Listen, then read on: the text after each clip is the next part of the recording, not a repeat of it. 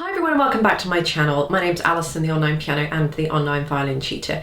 In these videos I'm going to be taking you through my newest book that I have written, which is called Composing the Beginner's Guide. Now this book is designed to be used alone, so just with all the information in the book, and also it goes with some video lessons. It goes with these video lessons that you will see on my channel, plus there are some exclusive videos that are only available to those of you that have the book. And you can get to those videos by clicking the links that are inside the book. This book is 100% downloadable. This is just a version that I have printed out at home and I have just bound together. And this book is also available from the website, which is just coming up here, or I'll put a link to it directly underneath. So if you want to learn a little bit more about composing and have me take you through the basics and guide of composing, then please keep watching. Okay, so to be honest with lesson one, there isn't really an awful lot I can kind of reiterate in a video, and there aren't any extra lessons that go with this, as you can see from here, but this is just kind of the preparations. So this lesson, it really is just going to be breaking it down right from the very start. So some of you might be thinking, oh yeah, I'd really like to have a go at composing and I've got a tune in my head, I'd like to kind of get that tune out somehow, but I'm just really not sure how. Then this will literally take you right from the start. So things that you will need are manuscript paper. Manuscript paper is just the 5 staves or the staff that you see on music, but just without any of the notes on. So it's basically just like having a plain bit of paper.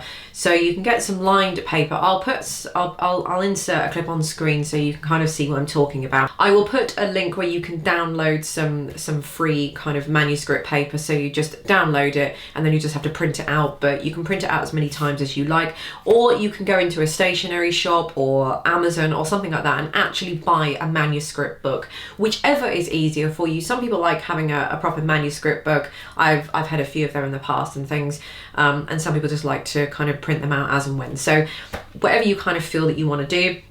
And then you might want to have single or double stave manuscript paper. So single would be if you were composing for something like I'm going to talk about the violin and piano in this composing, since this is what my channel is about. A lot of this information will apply to other instruments as well, but specifically because my channel is violin and piano, I'm just going to talk about specifically those 2 instruments. So if you're composing for the violin, for example, you'll need a single stave manuscript book or whatever it is you want to print out, just because the violin will be playing a melody line. The violin is not like a piano where you'll have 2 staves because you've got the right hand and the left hand. If you want to compose for the piano, then you'll need double stave. Again, I will clearly link what you need directly underneath for piano and violin, and I will give you some options where you can just download like 1 page for free and then you can print it off multiple times, or I'll give you links to books that you can actually purchase. They're not very expensive. They're a few pounds to buy in the UK, and in America, you know, a couple of $3, $4, $5, something like that. I really don't think they're that expensive. Okay, the second thing that you're probably going to need is something like some music software, if that's the area you want to go down. So you can get some manuscript paper and you can do it all by hand. That's completely up to you. Or if you want to do it on the computer, as I do, which I just find a lot easier, because obviously everything I do, I then put into PDF and I then upload onto my channel so that you guys can download it. I have done them by hand in the past, and it's just a little bit messy and things like that. So I use music software. You can use something like Sibelius. Sibelius is what I use. You have to pay for Sibelius. I actually use Sibelius first.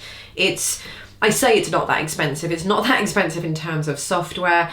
I really don't want to, I can put up on the screen how much it is, but you can download like a 30-day free trial period. You can have a go and then you can kind of pay for it if you want. But I don't think you'll be able to save documents when you've got the trial period. But there are other versions such as MuseScore, Finale, Noteflight, Muse Inc, whatever. You can search Google. And then of course the other thing you need is your instrument, whether that be violin, piano, or I don't know, any other instrument that you've come here for. Like I've said, this book will work for any instrument, but I'm specifically highlighting the violin and the piano in this book, and I go through the violin and piano in the different lessons simply because that is what my channel is about, so that is what I know for sure. So it also says in here that I'm going to assume, or this book is written on the assumption that you have basic knowledge and understanding of music and the basics of notes and rhythm, etc. So this isn't for you if you've just started in the last couple of weeks or the last few months. Regardless of whether you want to have a go at composing or not, unfortunately you do need to have some a fairly good basic knowledge and understanding of your instrument, i.e. you need to be understanding how many beats each of the notes are worth. You need to understand rhythm. You need, like I say, you need to just have a good basic and understanding of your instrument and of notation, and feel confident writing it down before you even touch this book. Like I said, if you've just started within the last couple of months or so, this isn't going to be for you. So this book will not be going through the basics of rhythm, teaching you how to count and everything. That's like a completely different other video. That has nothing to do with composition, or I'm not going to be covering that in this composition book. So next it says here that you want to be thinking about what you want to compose, or what instrument, who for, what style, what genre, what thoughts, what feelings, etc, etc. You don't have to at this point, but it does help to clarify things and move on to your, or move it into your next steps. So it does help if you do have something in mind. If you are trying to sit there and force out composition, it just isn't going to happen. It just doesn't work.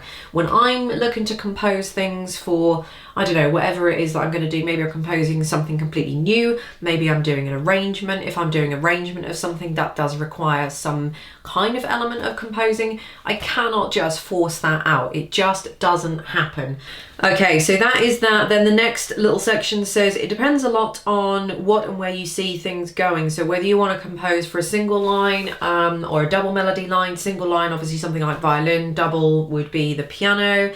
Also what you want to compose for. So piano and violin, piano on its own, violin on its own, violin and guitar, guitar and piano, you know, depending on how many instruments and everything. Depending on how many instruments and how complex you want your composition to be, will probably go hand in hand with your skill level as well. So if you've been playing for about a year and you're just kind of out of the basics, but you're really confident with it, then I would say that your level of composition will reflect the skill level, the current skill level you are in the piano. It is possible that you have a lot more going on in your head, but if you're working on your own and you don't have any other choice, or you don't have anybody there to help you in any way at all, which is quite complicated in itself anyway, then you're just going to be driven by your own skill level. It is possible that if you've got something really, really complicated in your mind, you can draft in somebody to help you. But when you start going down that route, that starts getting very expensive, and trying to translate what is the complexity of what is in your mind to what goes into the music and how that goes into the music, especially if you're involving somebody else, can be very complex as well, because you're paying for their time, and it's not just quite as simple as you going la la la la la la la, here's the tune. It's getting that and then putting that into a rhythm, which is very time consuming, especially if it's not coming directly from you, it's coming from somebody else. So I would say your current level of composition will very much depend on your skill level. So exactly as it says here in the bottom, you may well have grand ideas in your head, but getting those out onto a paper in music notes is, you know, is a different matter. But start small, get yourself through this book and see what happens, and you can go from there. So that is pretty much lesson 1. I know it's a very short lesson. It's just a lesson kind of in preparation and everything, and it's just kind of an introduction to this book. But follow me on the next few lessons and we will start getting composing and start getting more into it. So thank you for watching, and I'll see you in lesson 2.